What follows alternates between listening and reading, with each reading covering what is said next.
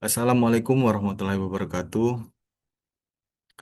Kali ini saya akan mempresentasikan mengenai Project Based Learning Karakter Building Pancasila dengan judul Implementasi Pendidikan Karakter melalui Program Mentorship Antar Generasi di Lingkungan Kerja Industri. Presentasi ini merupakan ujian mata kuliah Pancasila di Universitas Bina Nusantara kelas online. Baik, selanjutnya eh, di sini kami dari grup 2 terdiri dari 5 orang. Yang pertama Amil Ebdalitan, saya sendiri sebagai koordinator proyek. Kemudian yang kedua, M. Fatur Rosid sebagai humas narasumber. Kemudian yang ketiga, Yogi Afrian Chandra sebagai riset kebutuhan. Yang keempat, Ola Nativa Sani sebagai dokumentasi. Dan yang kelima, Adi Krisnayadi sebagai desainer program.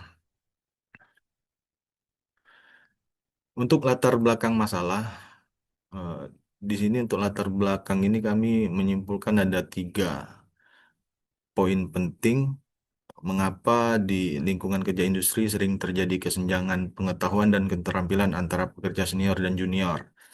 Yang pertama adalah kesenjangan pengetahuan, yaitu praktik tacit hanya tersimpan pada praktisi senior. Yang kedua, inefisiensi operasional, itu kurangnya transfer pengetahuan yang menyebabkan masalah. Kemudian yang ketiga, mentorship yang kurang optimal. Program mentorship yang ada ini yang bersifat ad hoc dan kurang fokus pada karakter. Kemudian yang ketiga, rumusan masalah. Tentunya kami berusaha agar program mentorship antar generasi ini dapat mengurangi kesenjangan kompetensi dan menanamkan nilai-nilai Pancasila. Ada 3 poin dalam hal ini. Yang pertama, keadilan sosial. Yang kedua, pendidikan berkualitas terkait ke SDG 4. Kemudian yang ketiga, kesenjangan kompetensi. Dengan harapan program ini dapat memperbaiki transfer pengetahuan teknis dan membangun budaya kerja yang lebih kolaboratif dan adil. Kemudian hasil temuan di lapangan, dari temuan kami berdasarkan observasi onsite, yang pertama itu ada identifikasi area kritis kehilangan pengetahuan tacit.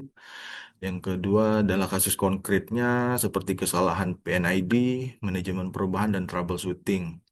Kemudian kami juga melakukan FGD dan wawancara. Dari sini kami dapatkan mentor kurang waktu terstruktur. Yang kedua, junior butuh panduan praktis dan studi kasus nyata. Kemudian untuk solusi yang ditawarkan, kami mencoba merancang modul mentorship komprehensif yang menggabungkan aspek teknis dan karakter. Untuk modul teknis seperti PNID, Hazard Awareness, Process Safety, kemudian modul karakter. Untuk yang kedua ini modul karakter seperti integrasi nilai Pancasila dari sila 1 sampai dengan sila 5. Kemudian yang kedua terkait safety.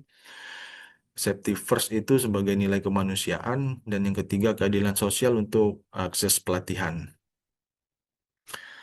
Untuk pelaksanaan program pilot, jadi kami melibatkan 5 pasangan mentor-menti selama 3 bulan dengan kegiatan monitoring yang terstruktur ya. Yang pertama kami lakukan seleksi mentor. Di sini kami memilih mentor yang pengalaman lebih dari atau sama dengan 5 tahun. Terus untuk komunikasi dasar dan rekomendasi supervisor. Kemudian yang kedua kegiatan mentoring. Di sini ada sesi onsite eh, selama 2 jam per minggu. Kemudian sharing kasus, simulasi DCS, dan video microlearning. Kemudian yang ketiga evaluasi. Kami melakukan kuesioner, kemudian observasi kualitatif, dan KPI operasional.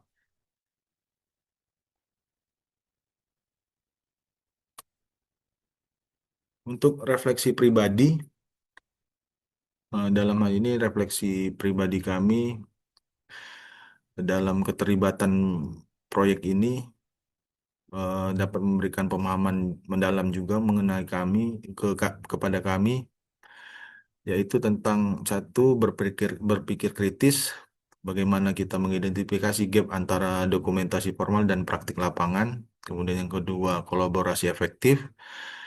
Pentingnya komunikasi 2 arah antara junior dan senior. Dan yang ketiga, kesadaran sosial.